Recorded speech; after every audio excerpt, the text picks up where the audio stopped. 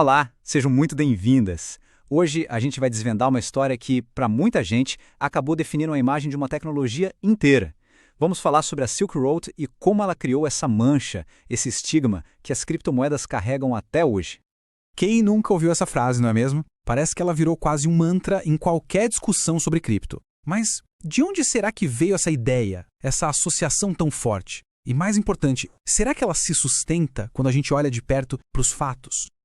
Para entender isso, a gente precisa voltar para um momento bem específico, outubro de 2013. Foi nesse mês que o FBI derrubou um mercado clandestino na Dark Web chamado Silk Road. E para a maior parte do planeta, essa foi a primeira vez que se ouviu falar em Bitcoin. A primeira impressão, aquela que fica, foi essa. A tecnologia nasceu, para o grande público, já ligada a um gigantesco esquema criminoso.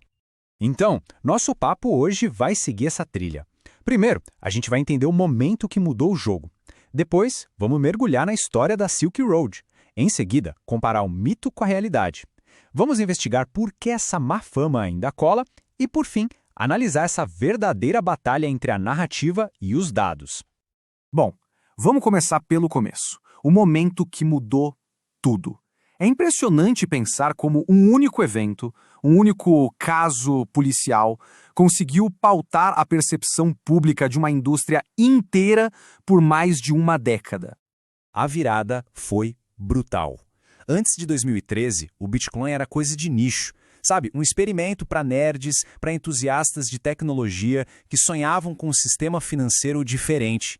Depois do caso da Silk Road, as manchetes mudaram completamente. De uma hora para outra, cripto virou a moeda dos criminosos nos jornais do mundo todo.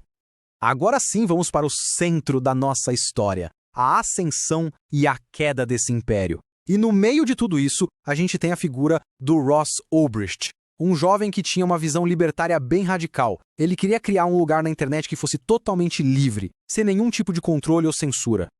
E olha, a plataforma era bem sofisticada, viu? Para entrar, você precisava usar a rede Tor, que é feita para mascarar a identidade online. Os pagamentos? Todos em Bitcoin, na crença de que seriam anônimos. Tinha até sistema de avaliação de vendedores, igual a um site de e-commerce normal. E o modelo de negócio era simples, uma pequena comissão em cada venda. Era uma operação muito bem estruturada. Mas o que era vendido ali? Bom, o carro-chefe do negócio era bem claro: o tráfico de drogas. A Silk Road se tornou basicamente a Amazon do mercado de drogas ilícitas, onde qualquer pessoa podia comprar de tudo e receber em casa pelo correio. E a história toda foi muito rápida, muito intensa. O site foi fundado em 2011, viveu seu auge por uns 2 anos, movimentando milhões de dólares. Mas em outubro de 2013, o sonho acabou. Ulbricht foi preso numa biblioteca pública. E em 2015 veio a sentença: prisão perpétua sem chance de condicional. E aqui está o ponto-chave da queda dele. O grande erro que o Ulbricht cometeu foi achar que o Bitcoin era 100% anônimo. Só que não é. Cada transação, cada centavo, fica registrado para sempre num livro caixa público que é a blockchain. O anonimato, na verdade, é um pseudônimo, e foi justamente esse rastro digital que o FBI seguiu até ele. Ok, agora que a gente já entendeu a história que criou o estigma, vamos para a terceira parte: mito contra a realidade. Chegou a hora de pegar essa narrativa e colocar ela cara a cara com os dados. E olha, o que a gente encontra é no mínimo surpreendente. Essa é a pergunta de $1 milhão, né? Depois de uma história tão marcante, essa reputação que ficou para o Bitcoin, ela é justa? Ela corresponde à realidade?